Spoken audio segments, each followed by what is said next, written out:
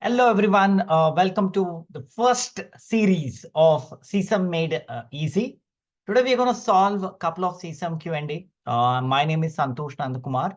So along with me, I'm going to solve a lot of questions in this series. Today, we are going to discuss about the first series where we're going to talk about the CISM questions, how you need to look at these questions, and what is the right answer, how to break down the questions of ISACA. That's what we're going to focus. My name is Santosh Nandakumar. I have close to 17 years of industry experience, and I help professionals to work on CSM and CIPM. So if you have any doubts related to CSM and CIPM, you can reach out to me. Without wasting time, let's get started. So the first question for the day is on your screen. How does conducting an information security risk analysis primarily help an organization? So here they're asking that if you do a risk analysis, what is it going to help you? Why do you need to give value? What do you mean by risk analysis? Giving a value to the risk. Why do you need to give a value to the risk? If you do not give a value to the risk, then every other risk would remain same. So why do we do that? Ensuring the right level of access control in the infrastructure, making cost-effective choices about protecting assets, allocating suitable funding to security procedures, adopting the right security technologies. What can be the right answer? I'll wait for 10 seconds.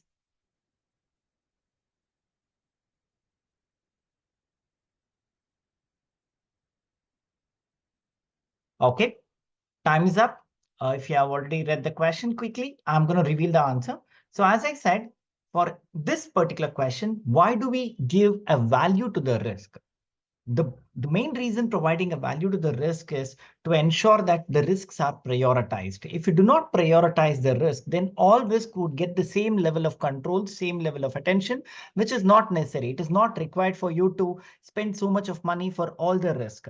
So that's where the right answer would be B, making cost-effective choices about protecting assets. So you can consider about access also. You can consider about funding, you can consider about technologies.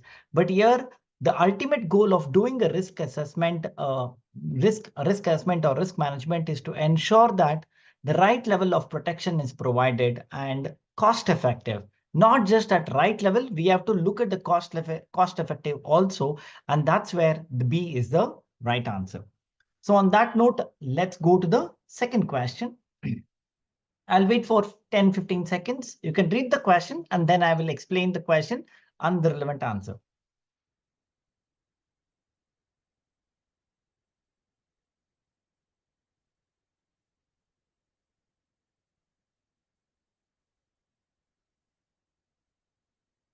Okay, time is up.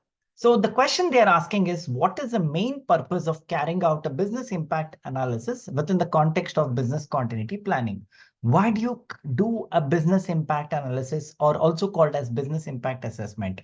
So when you're planning for business continuity, okay, the main thing is there might be 100 servers. Which server needs to be restored first?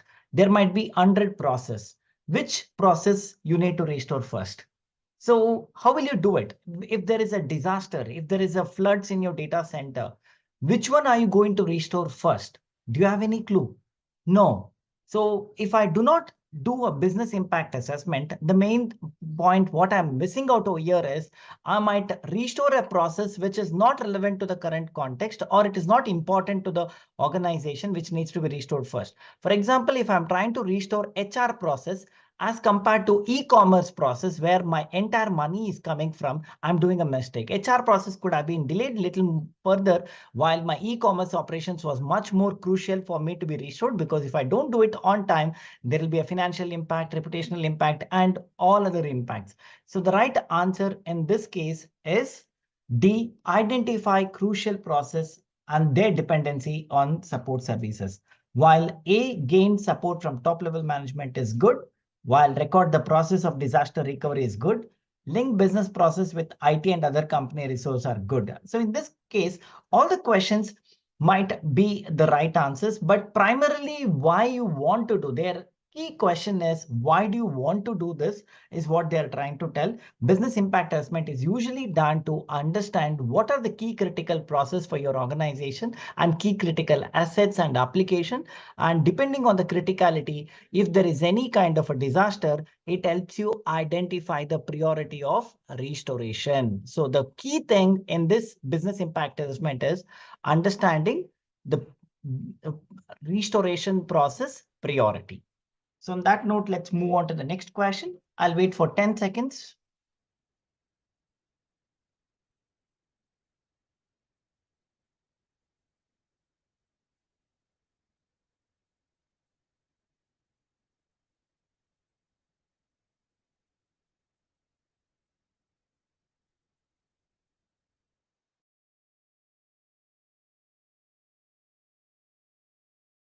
Okay, time is up. So why should local security regulation be prioritized over a global security policy in a multinational organization? Just imagine IBM. IBM operates across the globe. So if they follow one policy, one regulation, will that be okay?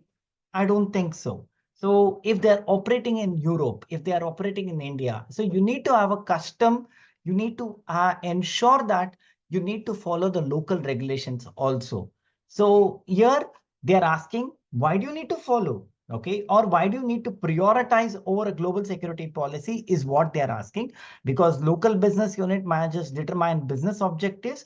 No, that's not the right answer. It's more practical to spread awareness of local regulations than global policy. It's not about awareness. It's more about practicality on which one we need to emphasize or focus. The next one is global security policies may have access control not needed for local business. That's not the right answer. The right answer is the local regulation requirements are more important. So the right answer is because they have more legal implications compared to the global one. So it's like it might not be directly applicable. If you're operating in India, following IBM Europe's might not help us. So that's where we have always, the first preference is always to look at the local regulations and then move on to the global regulations. The next question on your screen.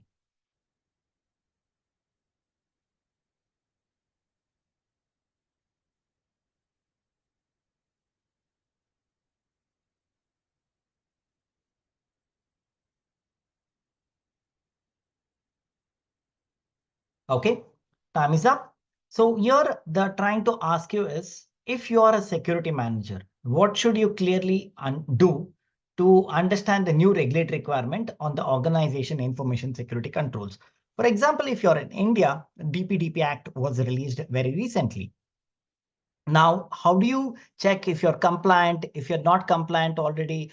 Are there any new requirements which you need to consider? What is your first step when your management calls upon you and tells that, Santosh, DPDP Act has been passed. Now, what is your next step? What will you tell them? Sir, I'm going to carry out a cost benefit analysis. Now, why will you carry out a cost benefit analysis?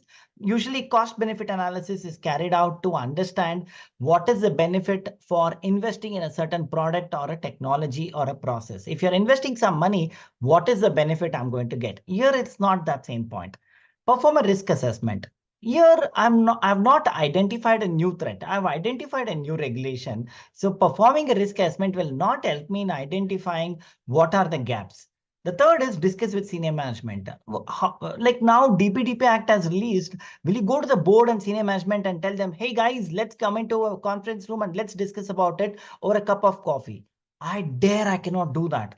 The last option is conduct a gap analysis. That's going to be the right answer. The reason is when the DPDP Act has been passed, so I will do a gap analysis against my current controls for each and every regulation pointer in that DPDP Act and check if these controls, whatever the existing ones are there, will suffice to comply with that particular act, or should I go ahead and plan of a new control or a new steps or new process to comply with that. So gap assessment is what in ISACA we call it as doing analysis between certain base point and certain reference point. Like now, For example, if you're trying to write a strategy, you have to understand the desired state and current state. You do a gap analysis. If there is a new regulation which has come, you will have to do a gap analysis to understand how much your organization is compliant or not. Moving on to the next question. I'll wait for 15 seconds.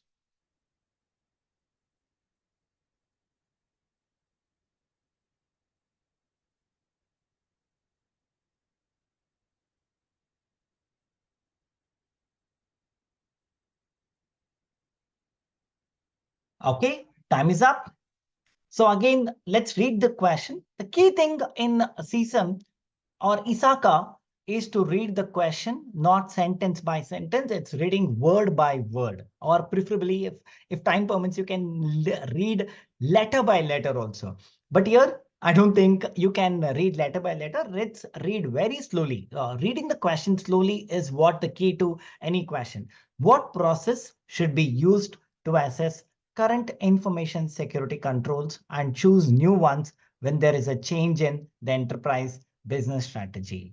So they have twisted this question. Usually they would ask in a different format, but in this case, the answer has become the question and the question has become the answer.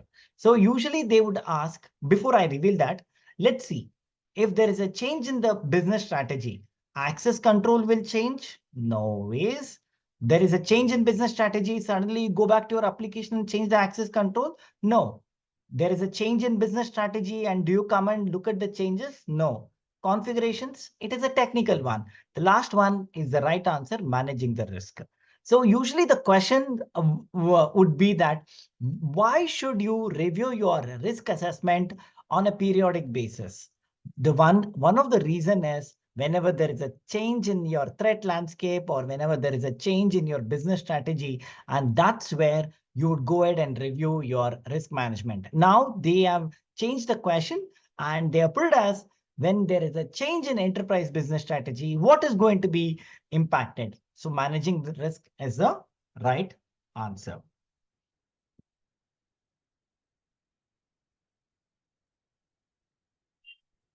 Okay, the last question. I'll wait for 15 seconds.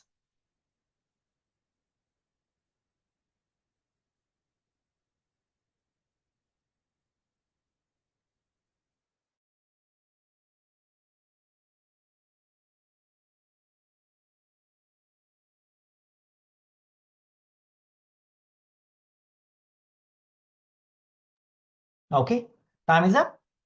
So sorry, guys, I'm giving you very less time because while explaining the question also, you will get some time for you to choose the right answer. So what is the question? What is the most effective method for developing a culture that is aware of risk? Any organization, if you go, all the employees and from the senior management to lower management, they might not be first towards information security culture. When you join a startup, their culture is always like freeness. They trust employees and they give that complete freedom. And in that case, if you go and try to infuse information security, they might not be happy. But here they're trying to tell, now you're in the process of changing the organization culture to secure culture. What should you do when it comes to awareness of the risk? So regularly update messages about risk awareness. Good, but will that be effective? Still, I'm in dilemma. Promptly share information about threats across the organization. That's a very good step. But however, will that be effective? Regularly check compliance with security controls and share the findings. This is also a very good step. Create rewards and system for employees to report risk. Yes. So when you allow people to go ahead and report risks or incidents and you tell them that they are going to get paid with some goodies or rewards, that is where they will try to become more conscious and cautious about any security risk or incident in the organization. And immediately they will report to the CISO. Hey, CISO, I have been seeing this, a visitor card which has fallen on the floor. There is a phishing attempt on my inbox. So probably like giving them that kind of awareness that, hey guys, if you try to report any kind of risk, we are going to definitely reward you. Then that is where it helps you in changing the organization to change their culture, which will be aware all of them will be aware of risk and they will pay more attention. And that's the right answer. Establishing incentives and reporting channel directly involves staff in risk management, fostering a proactive and engaged risk culture. So that's the end for the series 1.